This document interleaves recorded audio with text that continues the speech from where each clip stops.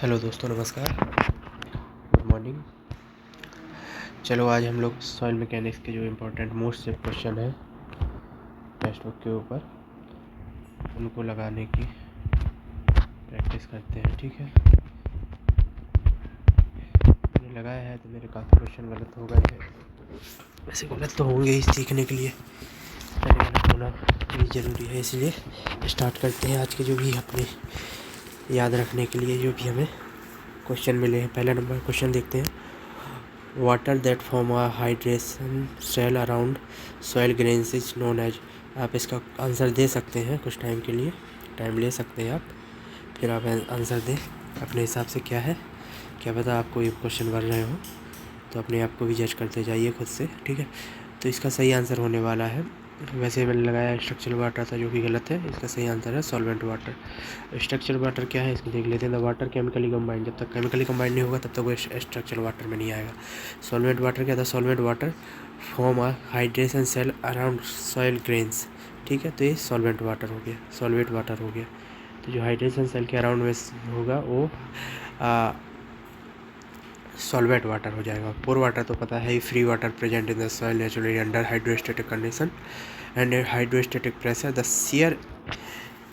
shear strength of the adjacent soil depends on the pore pressure which reduce friction resistance and soil stability, कम करता है। ठीक है, और इनफिल्टर्ड water क्या होता है, तो infiltrated water is the water which infiltrated into the ground surface through pores. ठीक है, तो स्ट्रक्चर वाटर आपको याद रखना है, chemically combined in crystal structure of the mineral of the soil is called structural water. It cannot be removed without breaking the structure of the mineral. जब तक टूटेगा नहीं तब तक ये नहीं निकलेगा। जो सेल सरफेस पर होगा वो सॉल्वेंट वाटर होगा। चलिए अगला क्वेश्चन देखते हैं। If unit weight gamma of the sand and clay sample are increased by 10%, which of the following is true? जब 10% से ज़्यादा बढ़ा दिया जाएगा तो क्या क्ले और सैंड में किसकी जो टेंडेंसी होगी इंक्रीज कर, वो क्या नाम, वॉल्यूम की घटने बढ़ने की ज़्यादा होगी, तो वो इसमें पूछा गया है। ठीक है, तो यूनिट वेट मतलब वॉल्यूम वेट समान रखा गया है, यूनिट वेट समान रखा गया, वॉल्यूम तो चेंज भी हो सकता है क्योंकि दोनों की प्रॉपर्टी अलग होती है ना, वाइड रेशियो भी अलग होता है। तो मोर वॉल्यूम रिडक्शन ओकर इन सैंड, ज़्यादा होगा मतलब ज़्यादा घटेगा बढ़ेगा सैंड का, या फिर मोर वॉल्यूम रिडक्शन ओकर इन क्ले, क्ले में ज़्यादा होगा।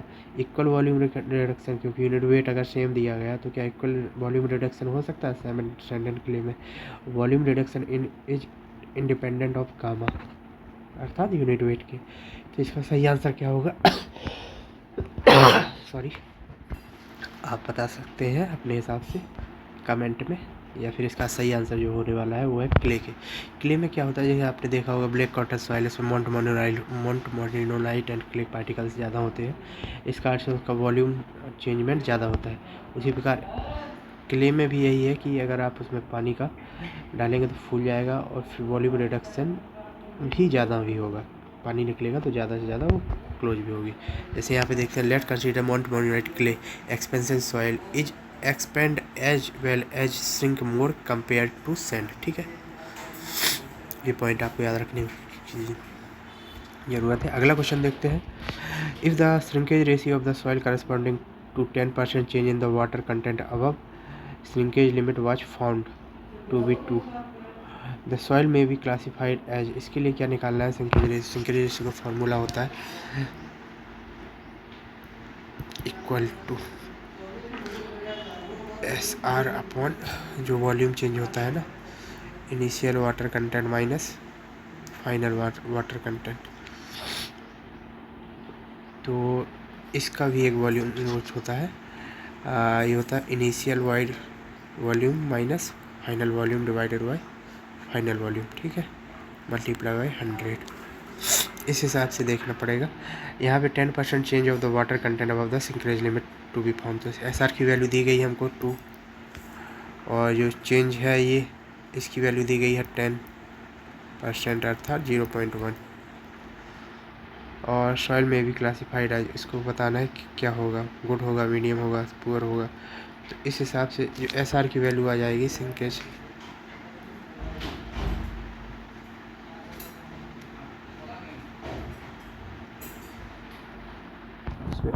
पुअर आने वाला था, क्योंकि इसकी एक टेबल भी देखनी पड़ेगी। वेरी पुअर है, सॉरी। तो इसका आंसर ऐसे ही आएगा, 10% से ज़्यादा है।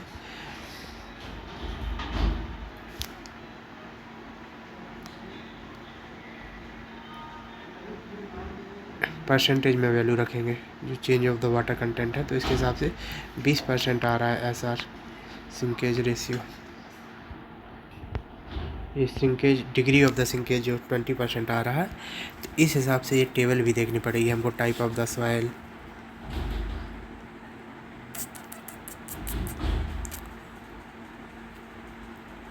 रेक्टेंगुलर,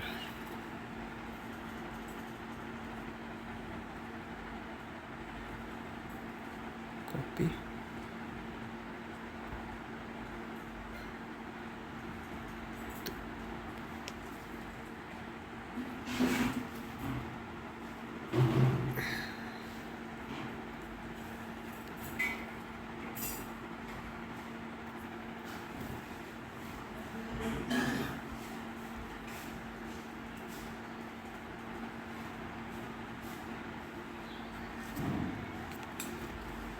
चलिए ये इसमें हमने ऐड कर दिया है ताकि ये याद रहे। तो जो भी है इस वैल्यू को भी याद रखना पड़ेगा। जो हमारा अगर सिंकेज जो डिग्री ऑफ द सिंकेज हमारा 5 से कम आता है तो हमारी टाइप ऑफ द सॉइल में गुड होगा, ठीक है। अगर 5 से 10 के बीच में है तो मीडियम होगा। और पुअर के लिए कंडीशन क्या होगी, 10 से 15, और 15 से ज़्यादा हो जाएगा तो पुअर हो जाएगा, वेरी पुअर हो जाएगा, ठीक है। तो इस हिसाब से हमारा 20 आ रहा था, तो इसके लिए हमारी जो रेंज बनती है वो वेरी पुअर की बनती है, तो ये वेरी पुअर हो जाएगा, ठीक है। अगला क्वेश्चन देखते हैं। द प्लास्टिक लिमिट, एक चीज़ और सेट कर लें थोड़ा सा, अब सही है।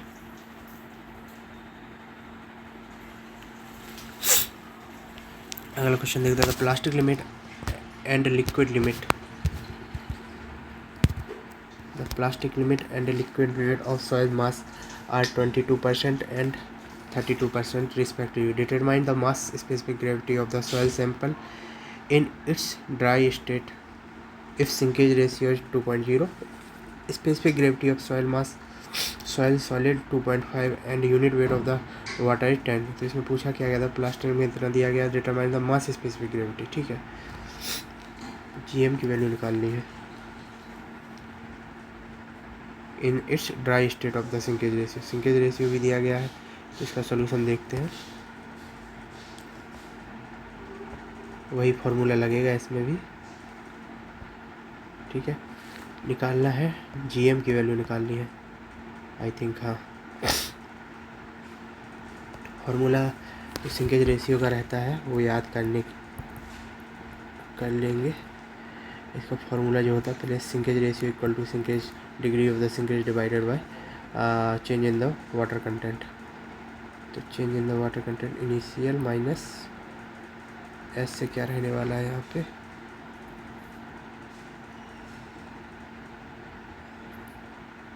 Initial final,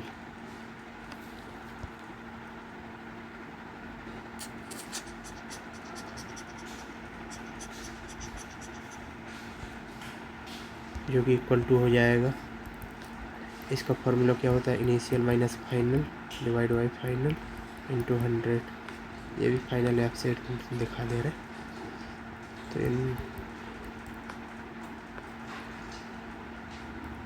MD mass of dry volume,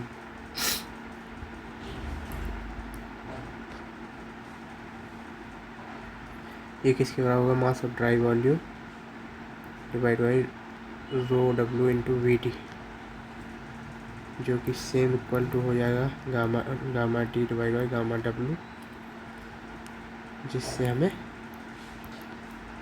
GM मिल जाएगा। ये इक्वेशन बनी है, तो इस इक्वेशन में रख देंगे। ये सारे एक टाइप के फार्मूले हैं, अल्टरनेटली भी कोई भी चीज़ निकाल सकते हैं इसके थ्रू। तो इसमें देखेंगे दिया क्या क्या गया है। तो हमको दिया गया है जो गिवन है, SR की वैल्यू 2 दी गई है,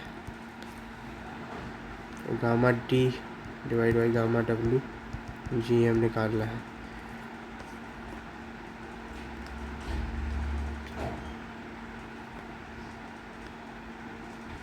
सिंकेज रेशियो दिया गया directly, unit weight of the water भी दिया गया है, तो गामा डी हो जाएगा, डब्ल्यू हो जाएगा। गामा डी नहीं दिया गया है तो गामा डी इससे निकाल सकते हैं, बट डायरेक्ट हमको जब एस आर की वैल्यू दी गई है वो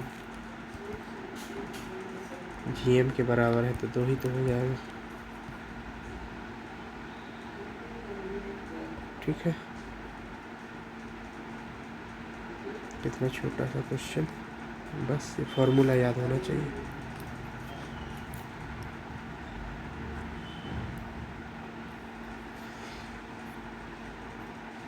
M D mass of dry volume V D. चलिए अगला क्वेश्चन देखते हैं। द रीअटेम्प्ट मोड लगा दे। In the shrinkage limit experience mercury is used for, किसके लिए? Prevent shrinkage of the soil, determine volume at plastic limit, fill the void of the soil sample, determine dry volume of soil. तो determine dry volume of the soil के लिए निकालते हैं। ये यहाँ पे देखेंगे, pour the mercury from the sinkage dish into a measuring jar and find the sinkage dish volume directly. Record this volume as the volume of the wet soil. ये थोड़ा प्रोसेस है, इसको लंबा पढ़ना पड़ेगा। क्वेश्चन का आंसर हमें याद रखना है।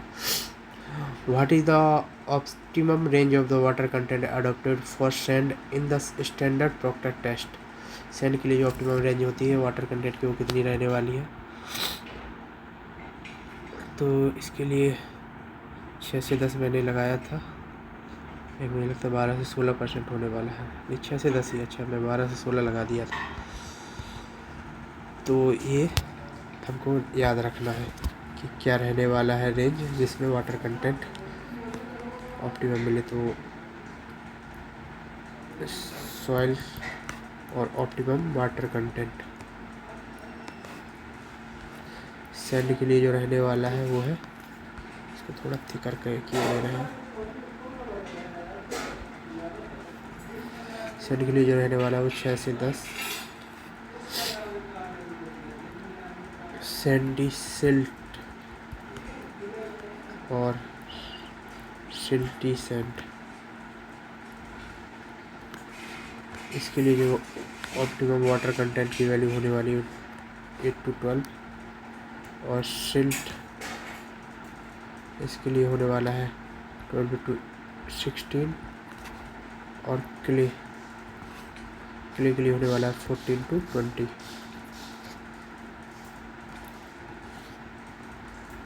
ये सब आपको शॉर्ट नोट बना के रख लेने हैं, क्योंकि डायरेक्ट वैल्यू पूछी जाती है ज़्यादातर। तुम्हारा सही हो जाएगा सैंड के लिए 6 से 10। ठीक है, जो मैंने लगा दिया था 12 से 16 ये सिल्ट का था। 6 से स्टार्ट करना optimum water content, 6 to 10, 8 to 12, 12 to 16, 14 to 20। ठीक है, अगला क्वेश्चन देखते हैं। For a clay with OCR of the greater than 4 CD test, a factor of failure will be negative, 0, positive, negative, positive. तो लेस देन 1 होगी, ना negative होगी। ए factor का फॉर्मूला होता है A = F OCR। एफ की वैल्यू नेगेटिव होती है, तो इस वजह से OCR की वैल्यू आने पर ए की वैल्यू भी नेगेटिव होगी। क्योंकि OCR होता क्या है, maximum pressure in the past divided by present burden pressure, over burden pressure. ठीक है, यहाँ पे OCR की वैल्यू फॉर क्ले के लिए 4 दी गई है, greater than 4 for a clay. Since the OCR given soil sample is greater than 1, OCR तो ज़्यादा होगा लेकिन ए फैक्टर लेस देन होगा, तो इसके लिए 0.2 और 0.3 आता है, जो कि निगेटिव है। अगला क्वेश्चन देखते हैं। Static cone penetration test was carried at a definite depth of the soil, the value of the stable cone entry is 8 megapascal and value of N is 20. Soil at such a depth is sand and gravel mixture, slimy soil humus mixture, medium sand या sand humus। तो इसके लिए क्या answer रहने वाला है? इसको लगाया था मैं मीडियम सैंड, सही है। इसको थोड़ा ये फिर से वो है, इसमें हमको क्या क्या दिया गया है, एन वैल्यू दी गई है।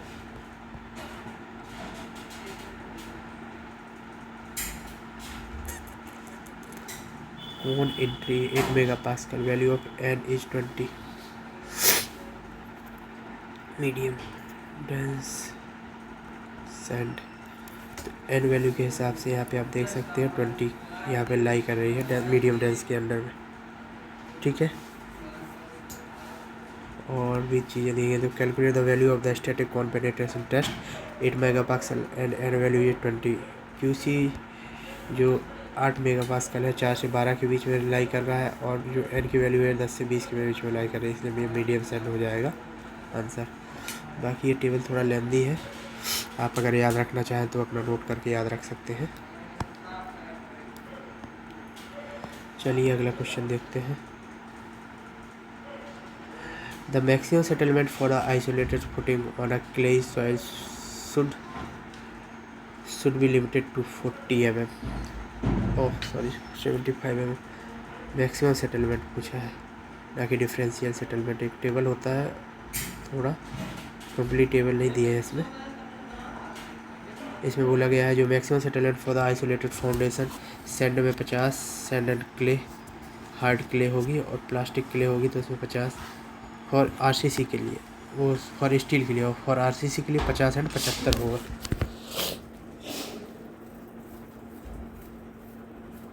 मैक्सिमम सेटलमेंट फॉर आइसोलेशन, वो for isolated foundation, sand, hard clay, plastic clay.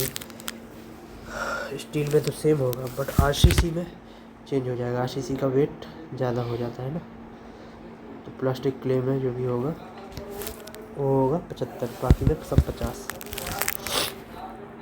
और भी होती है तो इसका जो रिवीजन सीरीज होगी उसमें कर लिया जाएगा।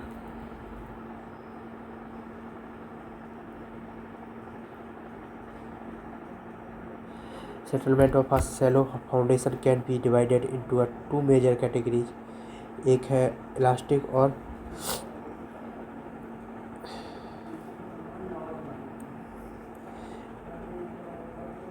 नो क्या ही हो रहा है, एक है elastic and इमर्जिव।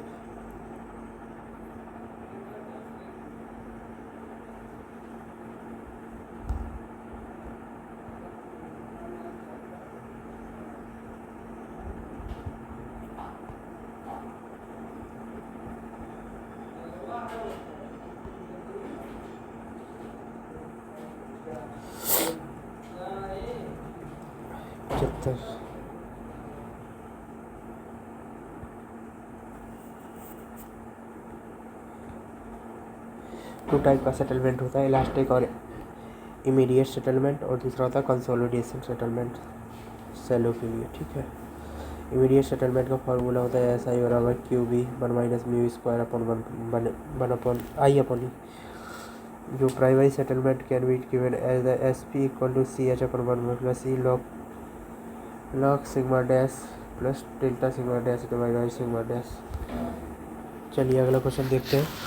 Which of the following type of the sampler is prepared to collect the undisturbed sample UDS in cohesionless soil sample. तो ये होने वाला है पिस्टन सैम्पलर, ठीक है। जो अनडिस्टर्ब के लिए, जो कोहेजनलेस सॉइल के लिए जो किया जाता है वो किया जाता है पिस्टन सैम्पलर, ठीक है। फिर wall tube sampler, split spoon sampler, ये piston sampler, August piston sampler, ठीक है। Area ratio should be less than 10%, inside clearance 0.5 से 0.3%, आउटसाइड क्लियरेंस होना चाहिए 0 से लेके 2%, रिकवरी रेशियो होना चाहिए 96 से 98%, ठीक है।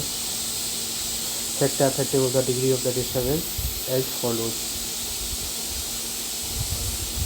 इनसाइड वॉल सेक्शन स्मूथ होनी चाहिए, non returning wall should be large और फिक्स एरिया होना चाहिए। Method of apply sampler should be pushed not driven, गोल गोल नहीं घुमाना, डायरेक्टली ऐसा लगा करके सीधे पुश करना।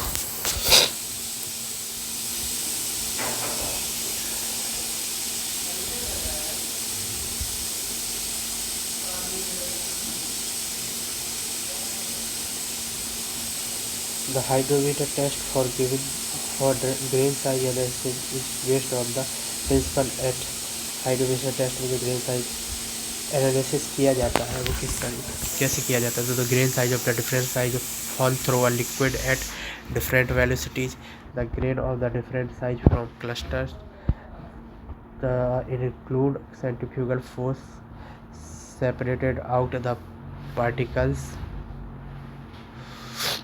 based on the grain size, the repulsion of the water case grain size of the satellite are different type। तो जो होता है वो वेलोसिटी के बेस पर होता है। तो यहाँ पे पहले में वेलोसिटी दिया गया था, grain size different size fall through a liquid at a different velocity. ठीक है, इसका एक फार्मूला भी होता है, कुछ इंपॉर्टेंट चीज़ भी देख लेते हैं हाइड्रोमीटर के लिए। It is instrument use of the carry out sedimentation analysis based on the stock law, particle size less than 75 micron से छोटे होने पर ही इसका यूज किया जाएगा। They are typically calibrated and graduated with one or more scale to measure the density और specific gravity of suspension. ठीक है, दो चीज़ें बताता है, density and specific gravity. It is assumption क्या लिया जाता है, it is assume that particle shows discrete settling, मतलब किसी से टकराएंगे नहीं, आप अपनी एक दिशा में धीरे धीरे बैठते जाएंगे। Grain size different size fall through a liquid at different velocity, सब अपनी अपनी वेलोसिटी के साथ चलेंगे। Particle assume spherical in space, मतलब स्फेरिकल माने जाएंगे particles. Medium is assumed infinite. ठीक है, पानी को हम इनफाइनाइट वैल्यू मानेंगे। ठीक है, मीडियम में particle size are range 0.2 micron to 0.2 mm। ठीक है, इसके मान के चलेंगे, करते हैं 75 माइक्रोन से छोटे के लिए, लेकिन 0.2 माइक्रोन से 0.2 mm का माइक्रोन मान के चलते हैं पार्टिकल से। सेटलिंग वेलोसिटी जो होता है वो होता है G-1 gamma W into D square divide by 18 mu, इसका ये फार्मूला है। डेंसिटी बाया हाइड्रोमीटर, तो डेंसिटी कैसे निकालेंगे उसके लिए फार्मूला होगा RH divide by 1000 plus 1। RH है जो रिड्यूस्ड हाइड्रोमीटर रीडिंग होती है। ठीक है, और percentage final via hydrometer, percentage n equal to हो जाएगा 100 RH divide by MD G/G-1। तो MD जो होता है मास ऑफ द सॉलिड्स होता है। ठीक है, तो याद रखना है दोनों चीज़ों को।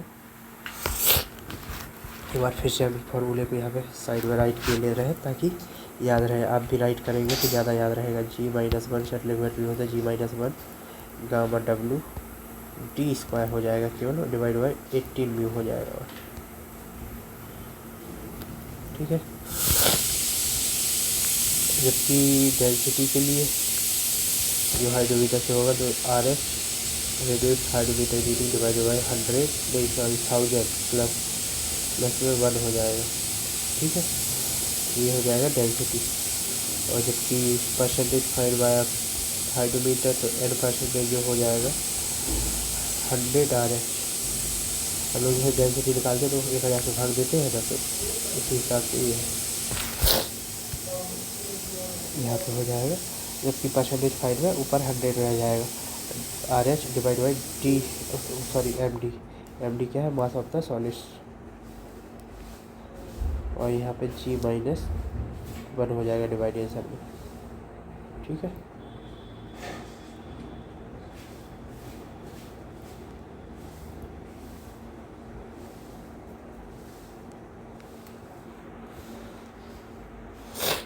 चलिए अगला क्वेश्चन देखते हैं।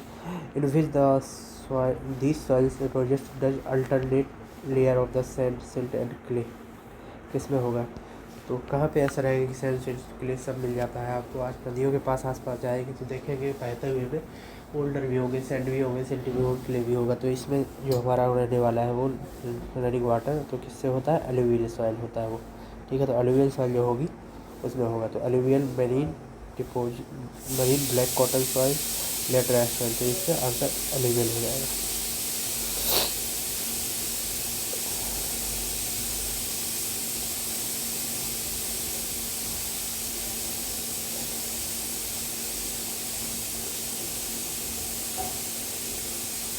अगला क्वेश्चन है, पंचिंग सीयर में भी होगा in the loose set with density less than, किसकी डेंसिटी कितने से कम होगी, मतलब किसी सॉइल की डेंसिटी कितने से कम होगी जिससे उसमें पंचिंग सीयर हो, तो वो होता है 35%। पंचिंग सीयर 35 साल से कम उम्र के बच्चों लोगों को बहुत बातें चुभती है, तुरंत झगड़ा कर लेते हैं आजकल। मिनिमम वैल्यू जो है 35 ही दी गई है यहाँ पर। ठीक है, बड़े लोग हो जाते हैं वैसे वैसे समझदार होते जाते हैं, झगड़ा नहीं करते। पंचिंग सीयर फेलियर, तो इसमें एक टेबल रहेगी, टेबल कहाँ है, इसमें नहीं है, आगे है, वहाँ पे मिल जाएगा आपको। चलो कहो तो आप इसको पढ़ लिया जाए, पंचिंग सीयर फेलियर क्या होता है। रिवीजन भी करेंगे, अभी ये क्वेश्चन है तो जल्दी जल्दी किए ले रहा है, या फिर ये रिवीजन भी हो जाएगा, एक टाइप का किए ले रहा है। जनरल सीयर फेलियर क्या होता है, ओकर in medium of the dense soil. हाँ, ये इंपॉर्टेंट चीज़ें देख ले रहे हैं। जनरल सीयर फेलियर जो होता है ना वो डेंस सॉइल में होता है और स्टिक क्ले, ठीक है। और जबकि जो इसमें होता क्या क्या है, वेल डिफाइंड फेलियर होगा पैटर्न, ठीक है, well defined failure pattern. Sudden होगा, sudden catastrophic failure accompanied by tilting of the foundation, tilting होगी फाउंडेशन में। Bulking of the ground surface adjacent of the foundation, ठीक है, जैसे ये दिख रहा है आपको, देख सकते हैं यहाँ पे बल्किंग भी होगी।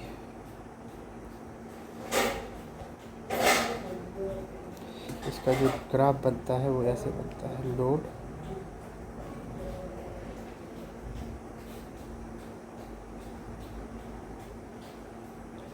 डेंसेंट और स्टिपली, ठीक है, और settlement.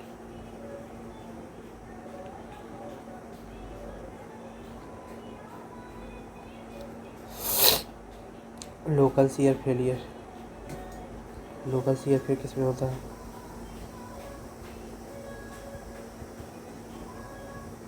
Loose sand and soft clay,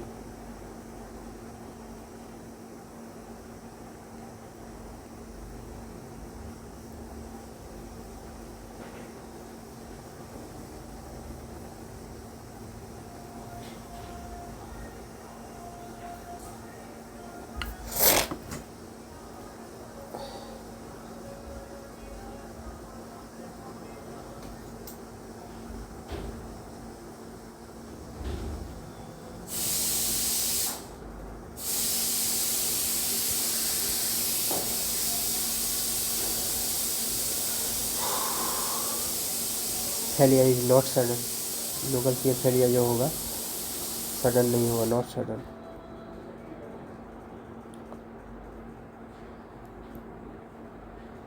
no tilting, failure surface does not reach on the ground, ground तक पहुंचता ही नहीं है, ग्राउंड पे पता ही नहीं चलेगा आपको, यहाँ पे कहीं पे पता नहीं चला ना, बल्किंग वगैरह नहीं हो रही, हीविंग वगैरह नहीं हो रही। Failure surface is not well defined, पता भी नहीं चलता कि यहाँ से वो क्या, फेलियर इज प्रोग्रेसिव, बढ़ता रहता है। In load settlement curve there is no well defined peak, well defined peak नहीं है, ठीक है। चलिए यही इम्पोर्टेंट बात हो जाती है। पंचिंग सीयर फेलियर देख ले रहे हैं।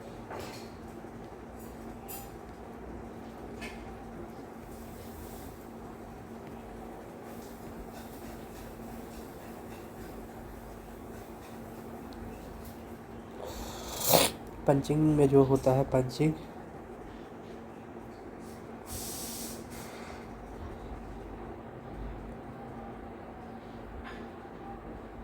ये कहाँ पे होता है? ये हाईली कंप्रेशन सॉइल में होता है।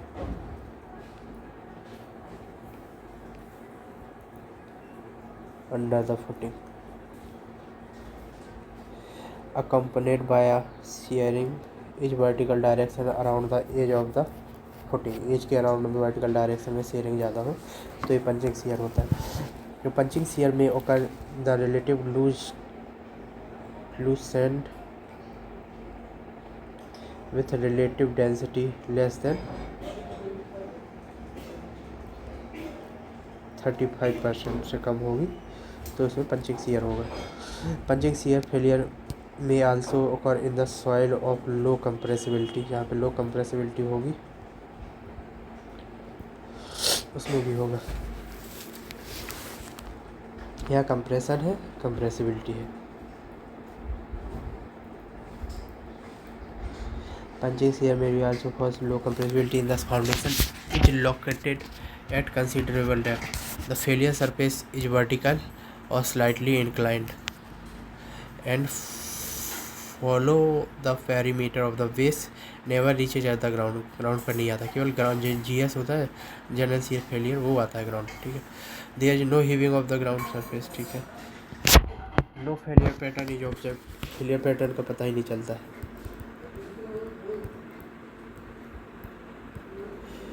The failure surface, which is vertically or slightly inclined, follows perimeter of the base।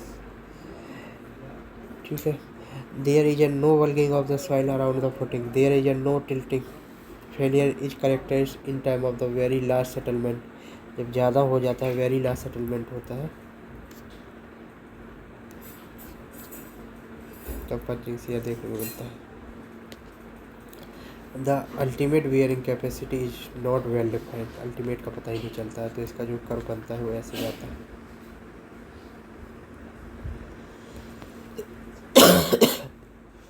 Very loose soil and deep foundation. ठीक है। अगला क्वेश्चन देखते हैं। Which of the chemical process of the soil formation of the rock is somewhat similar to the rusting। ये तो oxidation होता है। Rusting क्या होता है? एक टाइप का जंग लगना रस्टिंग है।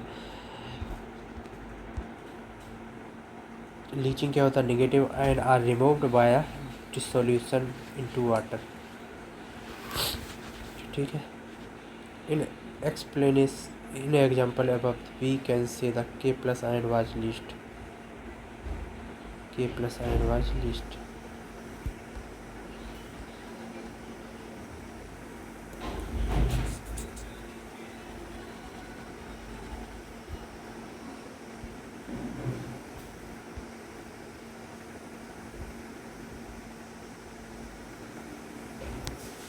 अगला क्वेश्चन देते हैं। In general shear failure continuous failure is developed between edge of the footing and ground surface.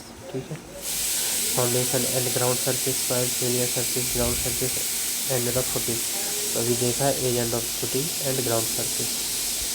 ये वाली टेबल थोड़ा याद रखनी है। फिर से पढ़ लेते हैं तो याद हो जाए। This type of the failure is seen in the dense and stiff soil. Dense and stiff soil. ठीक है।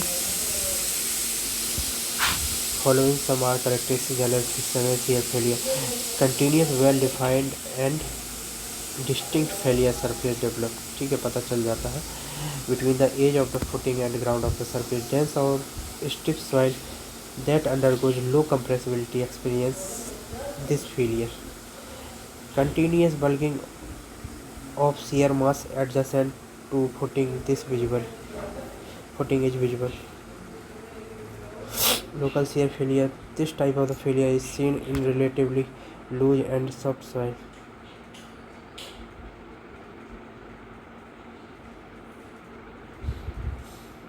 The following are some characteristics of the general shear failure।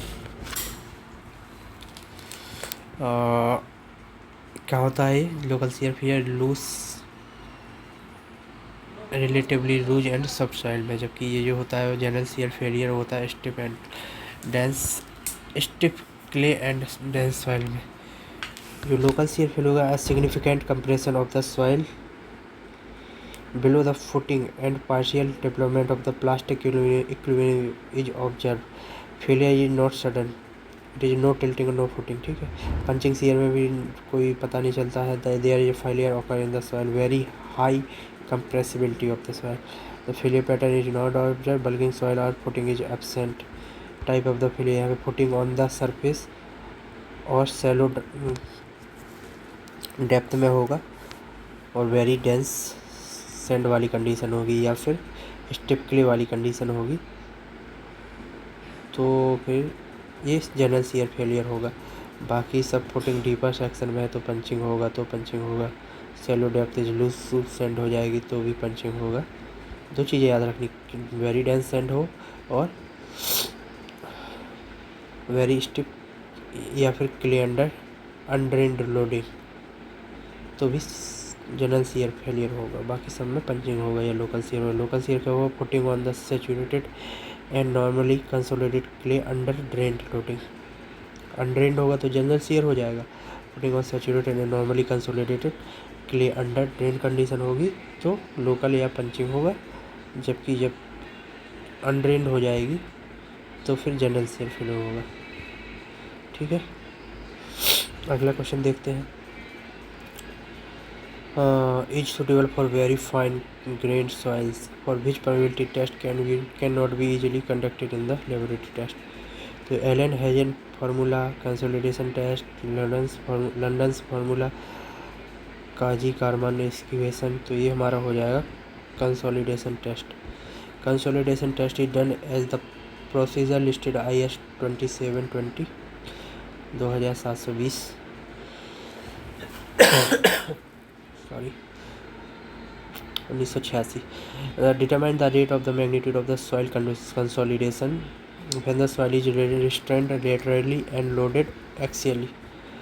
The field test is suitable for very fine grained soil. K की value होगी 10⁻⁻5 mm per second. Wedge permeability test is suitable for fine soils. K is less than 10⁻⁻1 से लेकर 10⁻⁻3 mm per second. Elon Hazen formula का formula होता है K = C × D 10⁻². The coefficient of the permeability of the soil is proportional to the square of the represented particle. ठीक है, particle के हिसाब से ही परमेबिलिटी स्क्वायर के रूप में पता चलता है. जितना छोटा होता जाएगा उतना ही कम होगा परमेबल. हाँ, ग्रेवल में ज़्यादा परमेबिलिटी होती है. C is the constant which is taken into 100 as 100 D 10 का particle size is mm. It is expressed such that 10% particles are finer than that size. D10 D30. The magnitude of the permeability of fine sand is, fine sand के लिए क्या magnitude होने वाला है, तो gravel के लिए 10⁻⁻1 रहेगा, नहीं 10⁻0 रहेगा. फिर ग्रेवल के बाद सैंड, फाइन सैंड, तो इसका 10⁻, मीडियम फाइन 10⁻3 से 10⁻4 नहीं 10⁻⁻2 से लेकर 10⁻3 जा रहा. तो ये टेबल याद रखनी पड़ेगी फिर से. तो इसको याद रखने के लिए फिर से ट्राई करते हैं, थोड़ा बहुत याद हुई है. ग्रेवल का जो परमेबिलिटी है सेंटीमीटर पर सेकंड में 10⁻0 मतलब 1 सेंटीमीटर. कोर्स सैंड 10⁻0 से लेकर 10⁻⁻1. Coarse sand minus medium sand 10⁻⁻1 से लेकर 10⁻⁻2. Fine sand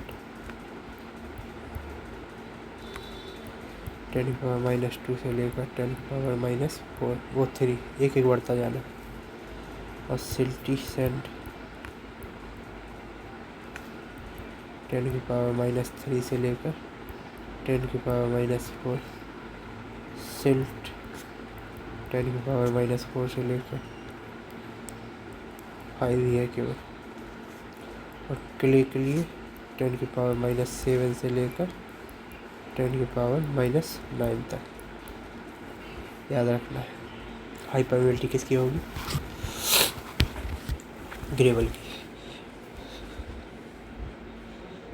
average size of the permeability of the soil depend on the average size of the pores and relative to the disturbance of the distribution of the soil particle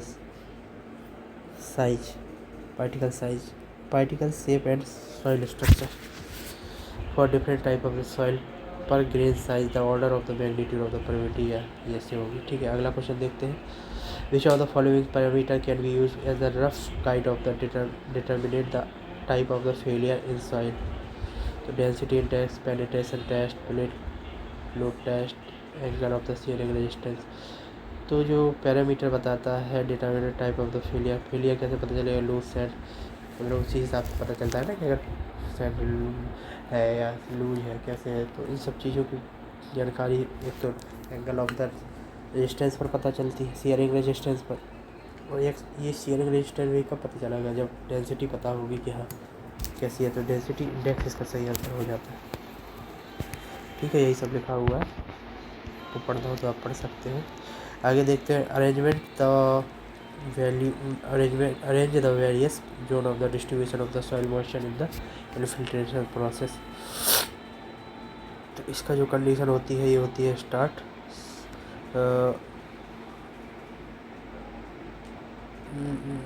saturation zone से,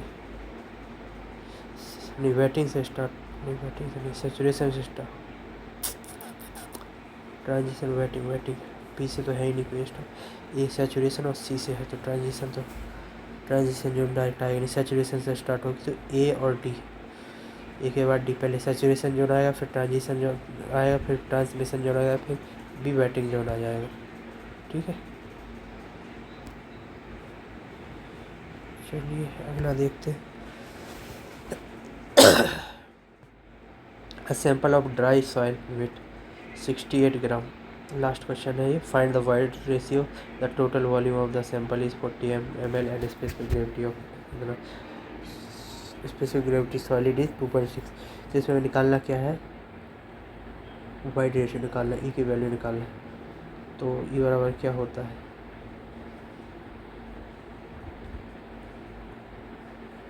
दिया क्या क्या गया पहले देखिए। Soil sample का wait दिया गया है 68, वॉल्यूम दिया गया है 40 ml।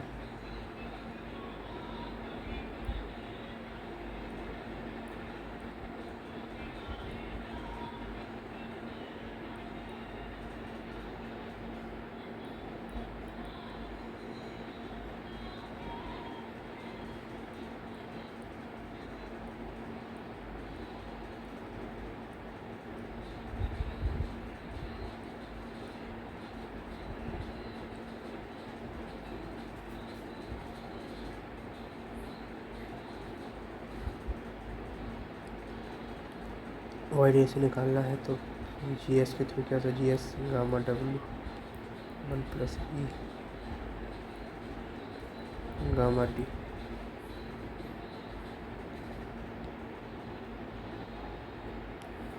कौन सा होने वाला है? इसी फॉर्मूले से लग जाएगा ना। पहले गामा डी निकाल लेंगे, तो गामा डी क्या आएगा?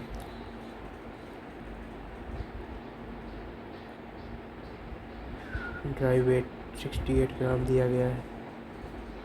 गामा डी की condition weight upon volume, weight रख दें किलोग्राम में, तो 68 × 10⁻³ kg 41 ml में पर मीटर क्यूब में निकालना है, तो माइनस का 10⁻6 हो जाएगा ना। क्योंकि लीटर के बाद फिर मीटर क्यूब हो जाएगा। इसकी जो गामा डी की वैल्यू आ जाएगी, इसको सॉल्व करने के बाद 1.1658.53 इसके इक्वल में रख देंगे। ये सब 2.65 × 1 g/cc किलोलीटर में है, तो 1000 आ जाएगा। 1 + ई, यहाँ से ई की वैल्यू जो आ जाएगी 0.567, ठीक है, वही हो जाएगा 0.56। ये आंसर हो गया। अगला देखते हैं, अगला ख़त्म है, अगले वीडियो में मिलते हैं। Bye bye. 20 क्वेश्चन 45 मिनट, इसको 2x की स्पीड पे देखेंगे आप तो 20 मिनट में दिख जाएगा। धन्यवाद।